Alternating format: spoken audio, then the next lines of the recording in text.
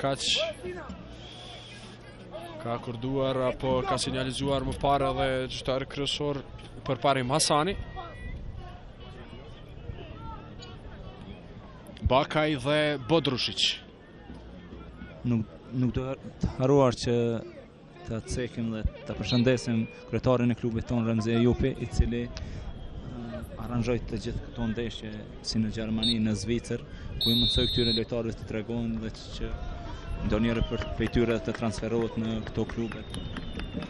Kemi dëgjuar të nderuar shikues edhe sinjalizimin e gjyqtarit përparim Hasani, i cili ka dhënë shenjë për i Shqipërisë për herë të fundit edicionin e kaluar.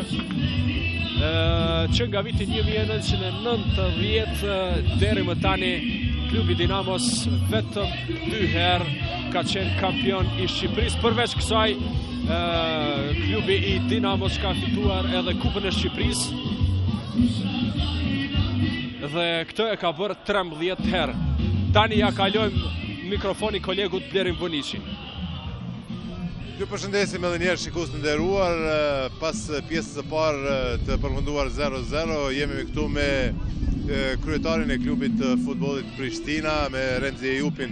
Një iniciativë, një datë që shënohet edhe me një ndeshje të futbollit, si arritët që të sillni ekipin e Dinamos Tiranë kampionin aktual për një kohë të shkurtër është bërë gjitha kjo? Po, duke pas parasysh se do thot vështirësitë që janë, do thot të cilat i pengon, do thot vërtet fqinjet për rreth Kosovës, do thot vërtet është për të ju falenderuar dhe një akt patriotik edhe i vetë krerëve të Dinamos, klubit të Dinamos, gjithashtu edhe do thot kryetarit të Federatës Shqipërisë, ku vërtet kanë rrezikuar shumë që ndoshta edhe do të kenë ndonjë job, ndoshta edhe përjashtim nga shtëpia apo denim ku ta dijune, por megjithatë ishin komgolse dhe do thot që të vinë për hir të festës ditëlindjes së pavarësisë që të kremtohet dhe të festohet edhe me një ndeshje miqësore, me një aktivitet sportiv.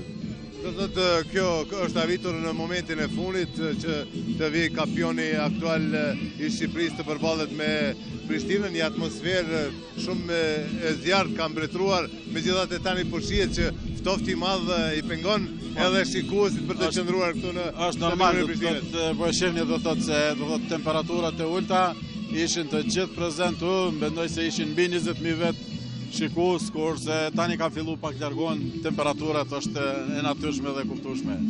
Keni arritur një marrëveshje me Kuvendin Komunal rreth shfrytëzimit të stadiumit të Prishtinës, do thotë deri vitin 2014 ju do të tentoni që të investoni edhe me tutje në stadiumin e Prishtinës. Çfarë do thotë kjo për klubin e Prishtinës? Po ai do thotë një mbështetje vërtet edhe nga Kuvendi Komunal i futbollit apo i sportit.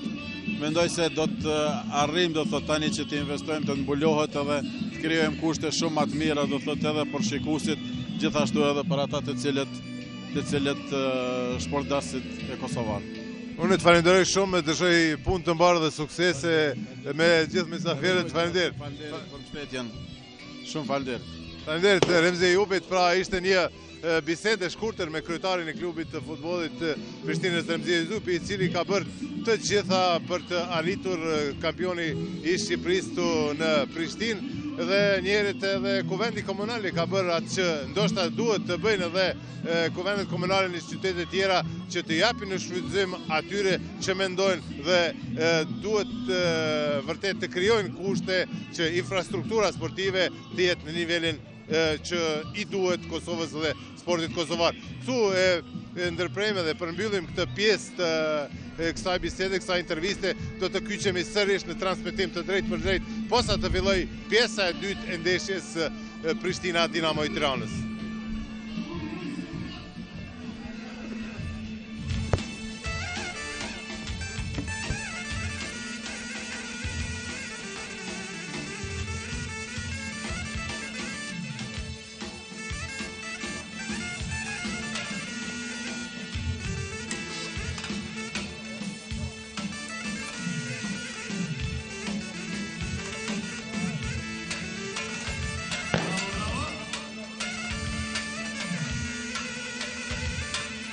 Ibrahimovic